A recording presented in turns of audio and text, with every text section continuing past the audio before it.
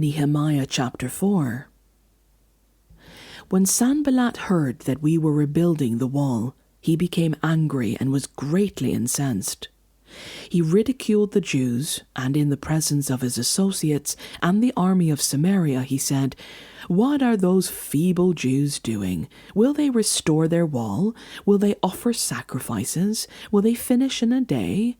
Can they bring the stones back to life from those heaps of rubble, burned as they are?"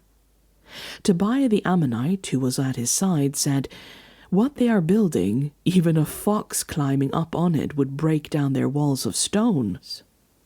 Hear us, O God, for we are despised. Turn their insults back on their own heads. Give them over as plunder in a land of captivity. Do not cover up their guilt or blot out their sins from your sight, for they have thrown insults in the face of the builders. So we rebuilt the wall till all of it reached half its height, for the people worked with all their heart. But when Sanballat, Tobiah, the Arabs, the Ammonites, and the people of Ashdod heard that the repairs to Jerusalem's walls had gone ahead and that the gaps were being closed, they were very angry. They all plotted together to come and fight against Jerusalem and stir up trouble against it. But we prayed to our God and posted a guard day and night to meet this threat. Meanwhile the people in Judah said, "The strength of the laborers is giving out, and there is so much rubble that we cannot rebuild the wall." Also our enemies said, "Before they know it or see us, we will be right there among them, and we will kill them and put an end to the work."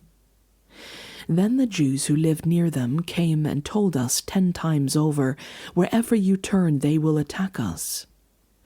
Therefore I stationed some of the people behind the lowest points of the wall, at the exposed places, posting them by families with their swords, spears, and bows.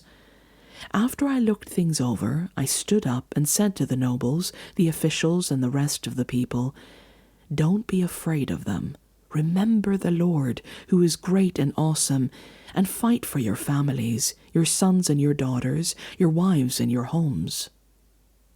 When our enemies heard that we were aware of their plot and that God had frustrated it, we all returned to the wall, each to our own work.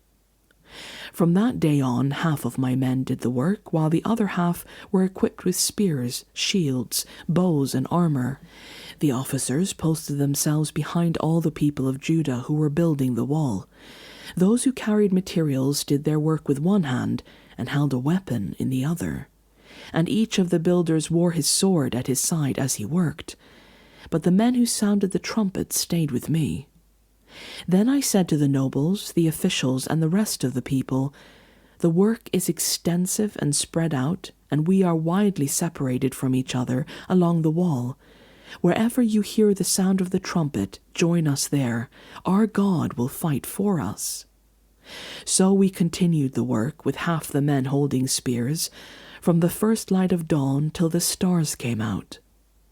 At that time I also said to the people, "Have every man and his helper stay inside Jerusalem at night, so they can serve us as guards by night and as workers by day." Neither I nor my brothers, nor my men, nor the guards with me took off our clothes. Each had his weapons, even when he went for water.